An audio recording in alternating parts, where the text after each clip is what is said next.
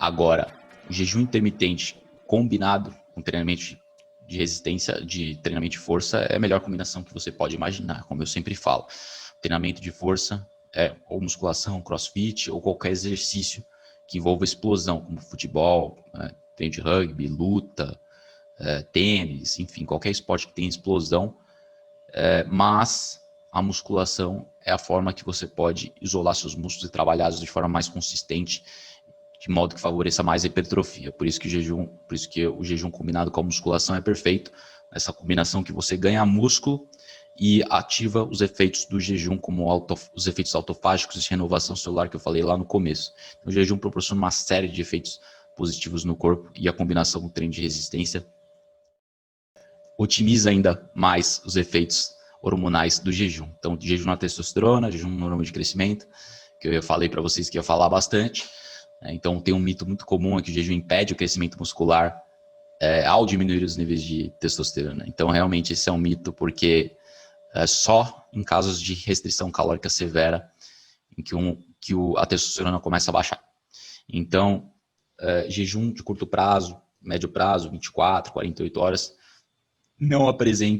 não gera uma redução nos níveis de testosterona em homens de obesos ou peso normal. Então, realmente, a testosterona tem um papel fundamental para a saúde e no bem-estar, e é muito importante saber que o jejum não vai reduzir sua testosterona, a não ser que você, novamente, induza uma restrição calórica severa a longo prazo, que naturalmente você vai perder o substrato energético que você precisa para alimentar seu músculo, alimentar e dar energia para o seu corpo. Agora, a testosterona não é só boa para a prevenção de osteoporose, mas também é boa para a prevenção de doenças cardíacas. E muita gente não sabe. Aliás, pensa-se o oposto.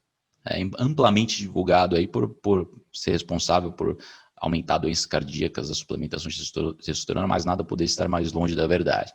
Níveis de testosterona endogenamente altos, naturalmente altos, são amplamente responsáveis pela quantidade de massa muscular que o homem possui, basicamente, e o estado e também saúde cardiovascular, muito importante.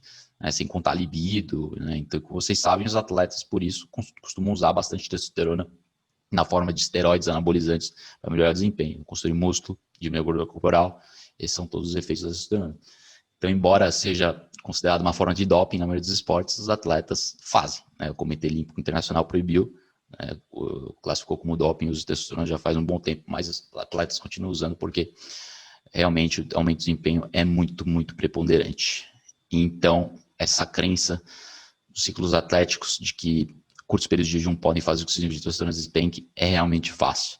Por isso, muita gente se absteve do jejum achando que não era uma coisa sustentável para atletas, mas isso é falso. É falso porque tem estudos que comprovaram que essa afirmação é falsa. Então, aqui tem um estudo aí com obesos. Então, vou ler aqui para vocês, pessoal. Então, o estudo foi com o objetivo de averiguar os níveis de testosterona após um jejum, tanto para pessoas com gordura corporal adequada quanto para obesos. Então, vou ler o estudo para vocês aqui. O estudo se chama Eixo Hipófise Testicular em Homens Obesos durante jejum de curto prazo. Então, para investigar se o jejum de curto prazo afeta o eixo pituitário testicular em indivíduos obesos, 9 homens maciçamente obesos receberam 2 testes idênticos de gonadotrofina. Primeiro, controle após um jejum noturno, o segundo após jejum de 56 horas. Então, testaram jejum longo e jejum mais curto da noite apenas. Então, o jejum de curto prazo aumentou a área incremental de hormônio luteinizante induzido pela gonadotrofina em 26%. Mas o importante é que você saber que não afetou a área incremental de testosterona correspondente. Então, o jejum a curto prazo em obesos não afetou a área incremental de testosterona correspondente. Não aumentou a testosterona, mas também não diminuiu. Isso em obesos, certo? Agora, 8 homens normais não obesos, agora testando em não obesos, todos foram estudados de acordo com o mesmo protocolo do grupo obeso. Então, a mesma coisa foi testada com os obesos, mas dessa vez em indivíduos com peso normal.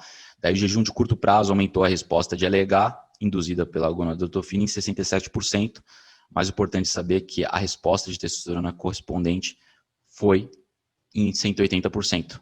Então, um aumento de 180% na área incremental de testosterona em indivíduos não obesos, comparado com nenhuma alteração em indivíduos obesos nesse jejum de curto prazo, da noite para a manhã do dia seguinte. Então, obviamente, os resultados implicam que a privação de alimento afeta o eixo pituitário testicular de maneira diferente entre homens obesos e não obesos. Então, exatamente isso que o estudo está mostrando. Deixa eu voltar aqui. Então, há uma variação do efeito da testosterona no jejum em obesos e não obesos, mas não diminui a curto prazo e, de fato, aumenta em 180% dos indivíduos não obesos. Então, você tem um aumento de testosterona quando você faz jejum de curto prazo, né? E longo prazo também. Houveram outros estudos demonstrando que o jejum até 2, 3, 4 dias continua aumentando a testosterona. Ele só começa a cair após 3 dias de jejum e após longos períodos de restrição calórica, como eu falei. Então, os níveis de testosterona realmente são mais altos durante a manhã, né, após o jejum noturno, e esses níveis geralmente aí estão 20%, 30% maior, ou podendo chegar a muito mais, dependendo do indivíduo, o percentual de gordura corporal da pessoa. Então, tem vários estudos com a testosterona, né? Então, eu estudo aqui com a testosterona e o jejum mais longo, uma queda incremental no nível de testosterona ao longo de 9 dias de jejum. Olha, ele vai caindo, os primeiros dias a queda é muito pequena, né? E após 9 dias com a realimentação, isso é importante. Importante que na realimentação a testosterona ela volta, tem efeito de rebound. Então, é um efeito rebote no aumento da testosterona que compensa toda essa queda que você tem aí após 3 dias de jejum. Então, você faz jejum a curto prazo, né? Uns estudos mostram que não tem variação no nível de testosterona, em muitos casos aumenta, mas se você continuar por muito tempo, ela vai cair, né? Principalmente associado à restrição calórica. Em seguida, tem o efeito de rebound. Esse efeito de rebound, quando você se realimenta. Por isso também que o jejum é uma prática muito importante para os hormônios de testosterona. A gente vai chegar no começo. GH e a testosterona parecem ser favorecidos no contexto mais amplo. Nessa perspectiva mais ampla, a testosterona e o jejum, a testosterona e o GH são otimizados, né? Então tem esse grande corpo de pesquisa científica revelando que o ato de comer em si diminui os níveis de testosterona, né, nos homens e mulheres.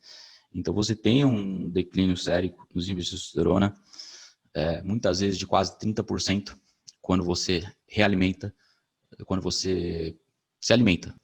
Então é importante vocês saberem nessa perspectiva mais ampla que o corpo de pesquisas revelam que o próprio ato de comer diminui os níveis de testosterona. Por isso que eu falei, o jejum, curto prazo, ele aumenta a testosterona, daí quando vai passando os dias, passa de 2, 3 dias, ele começa a reduzir gradualmente, daí esse tem efeito de rechicotear esse rebound effect, depois que você se realimenta após vários dias de jejum. Então a linha de base, o efeito da testosterona fica mais alto que a linha de base. Então, você acaba favorecendo a testosterona a longo prazo. Por isso que essa perspectiva mais ampla é importante, que muitas vezes deixar de lado, né, quando você enxerga estudos individualmente. Então, sempre temos que olhar a imagem como um todo.